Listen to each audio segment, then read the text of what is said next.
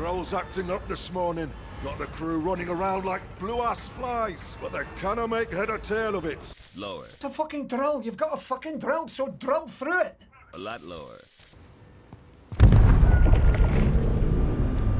Jesus, Gregor! Gregor! Get away from the edge! Guys! Guys! Get back, man! Guys! Help me! Guys! Don't let me die, man! Please!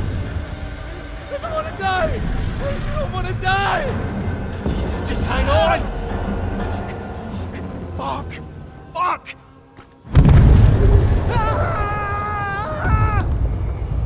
Fuck! Too low.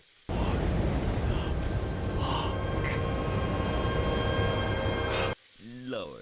Still Wakes the Deep. Released by The Chinese Room in mid-2024, the game offers an immersive first-person horror experience, one which gave me a particular itch that I had to scratch.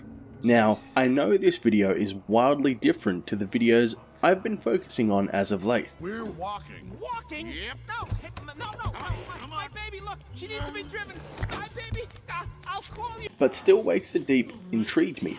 It actually got under my skin so well that I actually finished the game a while ago, but I had to come back to capture it and to put my thoughts out there.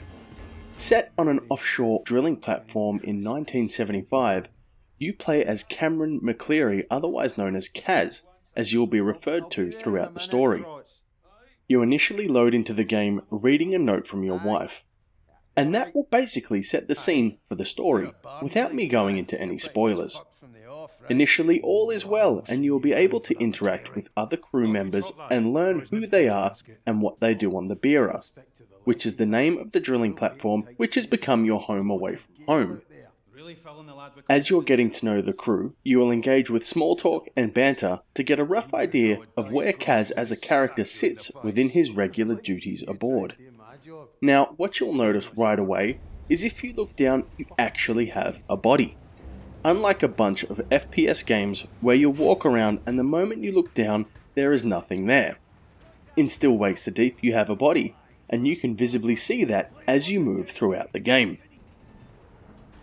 As you move through the game, it's abundantly clear at how much time and effort has gone into not only the overall design, but the level of architectural detail which has been put into the game.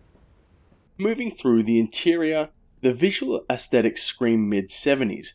Actually kind of reminds me of those old school camps I used to go on in primary school, and you had those common rooms areas which smelt heavily of mothballs. I swear, I walked into the common room and I could all but smell it. This is disgusting. It smells, it's falling apart, you can hear the mice humping in the wall. The lighting model used to coincide with the spectacular visuals just makes the entire experience incredibly immersive from a visual perspective. This also rings true when you get deeper into the game and experience the horror elements which become present as you progress through the story. The dark and visually heavy areas of the Beera combined with strobing and flickering lighting effects makes it easy for you as a player to feel on edge as you encounter and uncover infected areas of the Beera. You're met with some interesting pulsing, fleshy, fin-like architecture which made me wonder what it actually was. Was it part of some greater entity trying to form itself? Is it a whole new ecosystem taking over and altering the atmosphere to create conditions to bring about a new unknown species of life? I can't actually answer those questions for you, but when you encounter the growths and the infections, you're met with modules which look like they are made from pearl, and offer reflections which light up an area with prismatic delight, and at the same time, it's creepy as hell. Couple this experience in with an excellent soundscape, and you have a match made in heaven to really make you question why you're actually pushing your way through this game. The sound in Still Wakes the Deep is truly something else. The game begs to be played with a decent headset so you can really pick up on all the little sounds from the environments, from the dull click and glowing thrum of your headlamp turning on in dark spaces, the creaking of scaffolding, which is questionable in its capacity to sustain any form of weight, the raging sea as it relentlessly hammers itself against the Beera, it's all there. This also lends itself to the voice acting, which takes place, and honestly, Kaz's interactions with characters as you make your way through the game, in my opinion, are some of the best out there, where you can really feel the panic and emotions which the character faces, all while trying to survive the situation they find themselves in. On the other side of this, hearing the infected people and the sounds they make, I'm just going to leave you to experience that.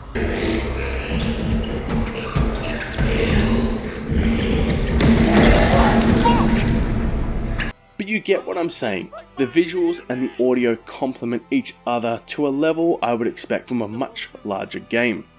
Controls for Still Wake the Deep are fairly straightforward. You have your basic movement controls of WASD, control to crouch, space to jump, left and right mouse buttons to interact, and F to toggle on your flashlight. Yes, I know this is available on console as well, but I played it on PC. In order to progress through Still Wakes the Deep, you need to rely heavily on interactive sequences. To move from area to area, you'll pick up a screwdriver along the way, and you'll need to utilise a fire extinguisher here and there. The interactions with the environment though actually make sense and don't give you some unrealistic things which a normal man like Kaz can't do, which really grounds itself in reality when you take into consideration how your actions and interactions with the world around you happen as you play the game. But overall, the controls are amazingly simple and there isn't much to it. Where it might get tricky is in reactive sequences where you're traversing through a high risk area, like on top of a crane after it's been damaged and it's highly unstable. You'll get a grip notification, and which if you don't action the control prompts in time, Kaz won't grip and you will fall right off. But now, with all that said, Still Wakes the Deep is pretty damn great, but there are some things in the game which I found to be a little bit off.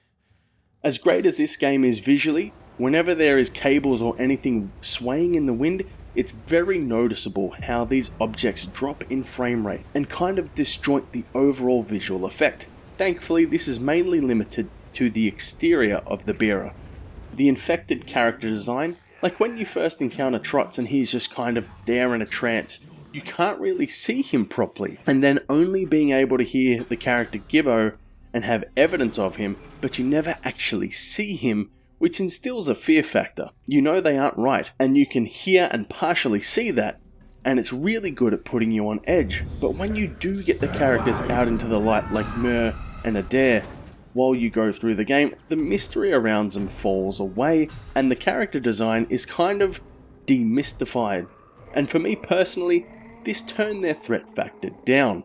To me, they just looked like fleshy, globby mass that had a slight resemblance of a head and other human appendages, but they get around with what I can only describe as those cheap, sticky, elastic, stretchy hand things you used to get in party bags to slap your siblings with, and you would ultimately aim them at the roof to see how long they would stay up there for, till of course your parents realised what tomfoolery you were up to and ended up in a world of shit for leaving marks on the roof.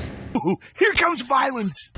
On the same of the character models, there is no actual kind of attack they launch on you as a player, let alone are they individualized in how they get you. They just get close enough and the screen kind of has the effect of the infected modules I mentioned earlier before resetting you to a checkpoint, which I thought was a bit of a letdown. I wanted to know and understand what happens when they get me. Am I turned into food? Am I then infected and I'll become just like them? Nope.